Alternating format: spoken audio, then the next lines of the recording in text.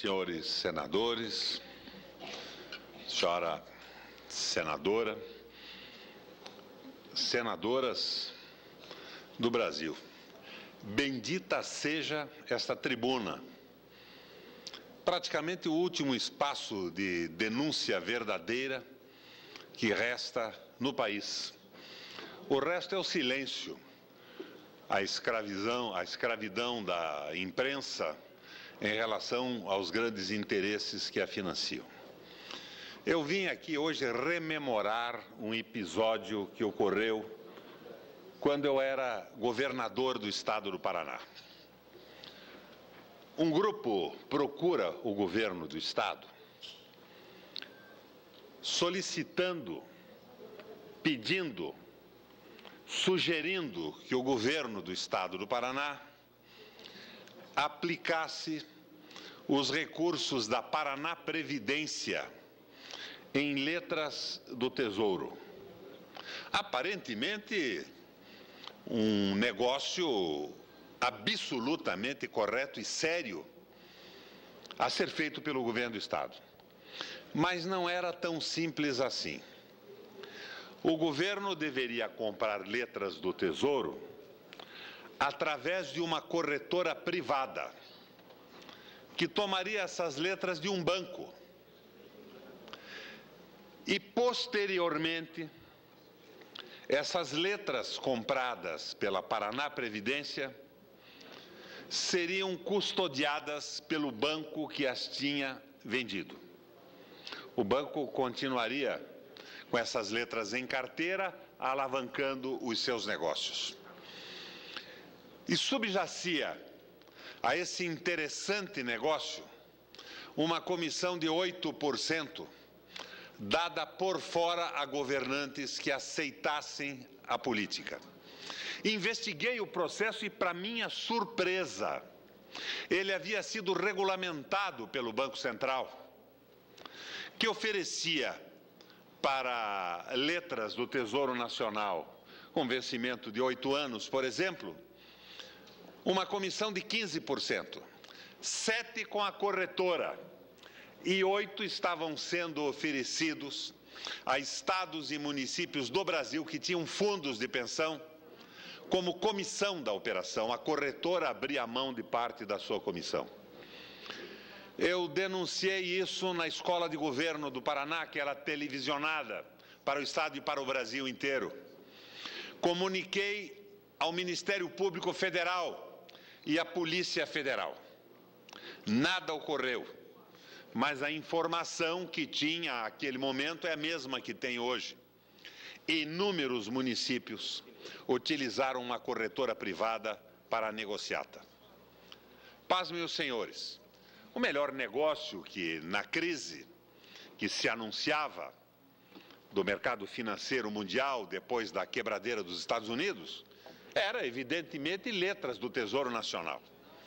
E eu resolvi proibir a Paraná Previdência de fazer qualquer investimento de risco com este fundo que garantia e garante a aposentadoria dos funcionários públicos do meu estado. Muito bem. Determinei, então, que as letras fossem compradas, letras e debêntures emitidas pelo Banco Central, mas diretamente do Banco do Brasil, sem a intervenção de uma corretora. Foi muito difícil. Pasmem os senhores, o Banco do Brasil ofereceu uma enorme resistência a fazer a operação diretamente. Nos sugeriam, pressionavam, praticamente exigiam que a operação fosse feita por uma corretora que atua no mercado.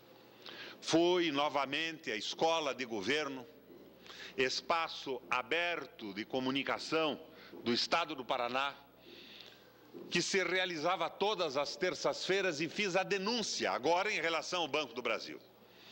Acabei conseguindo fazer com que o Banco do Brasil, sem a intermediação de uma corretora, sem comissão nem para o governo, nem para uma corretora privada, efetuasse a operação. Esta manobra, esse comportamento fez com que, na crise que eu antevia, a Paraná Previdência fosse o único fundo de pensão do país que não teve prejuízo. E hoje, a Paraná Previdência, além do seu patrimônio imobilizado, tem em caixa 6 bilhões de reais. E me chega agora a denúncia, a informação de que o governo que me sucedeu resolveu novamente, nas vésperas de uma crise, de uma oscilação brutal da Bolsa, aplicar parte dos 6 bilhões de reais da Paraná Previdência, investidos em letras do Tesouro, no mercado de ações. E circula por aí a notícia de que o próprio governador teria quase sofrido um acidente de helicóptero em São Paulo, quando saía ou ia para uma reunião com um banco que já no passado pretendeu ser intermediário de aplicações do dinheiro público e que nós oportunamente afastamos da possibilidade de qualquer negócio. Me preocupa a volta desta visão de negociantes e não de governantes.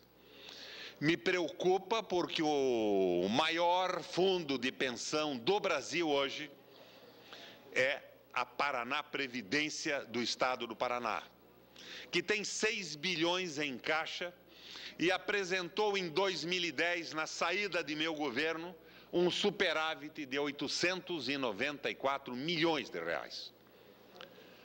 No ensejo, quero contar uma outra história para vocês registrarem e nos ajudarem a precaver o interesse público dos rapinantes investidores.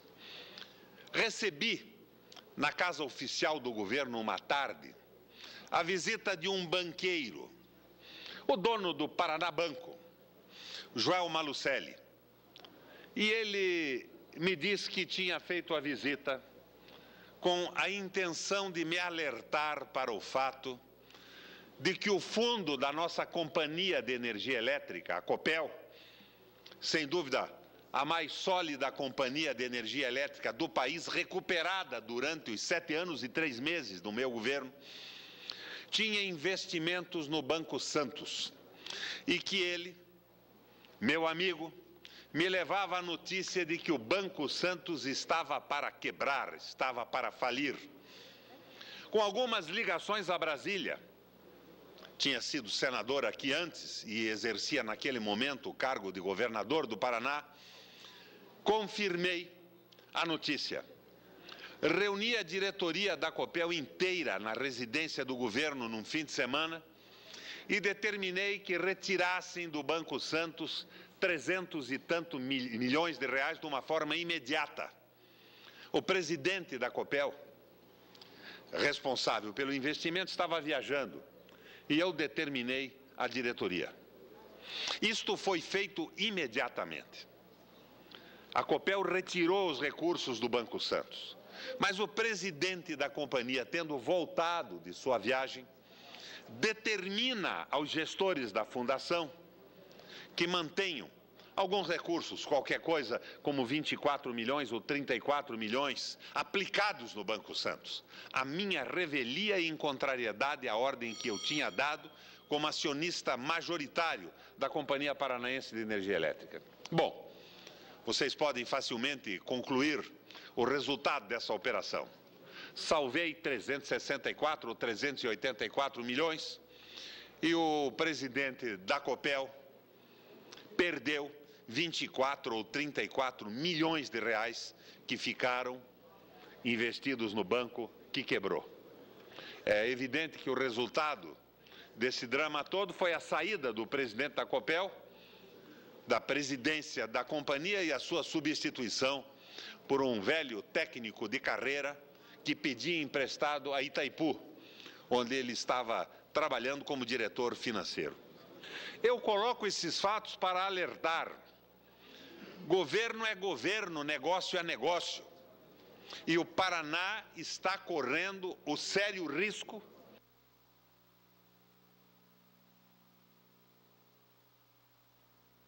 no país inteiro voltarem à sua funesta como diria a nossa Marta Suplicy, tarefa de negociar de forma arriscada e mais do que arriscada com fundações e fundos públicos que garantem aposentadorias. Todas as denúncias que fiz caíram em ouvidos moucos.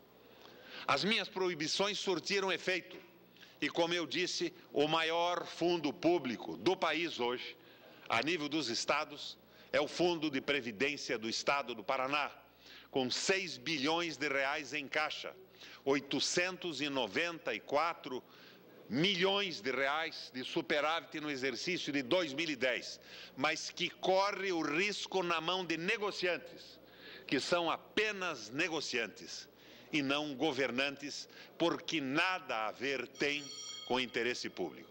Obrigado, presidente, pela tolerância do tempo. Ficou aqui o registro de operações anunciadas e que ninguém poderá dizer mais tarde que não foram denunciadas, se não na imprensa silenciosa do Brasil, mas pelo menos na tribuna do Senado Federal.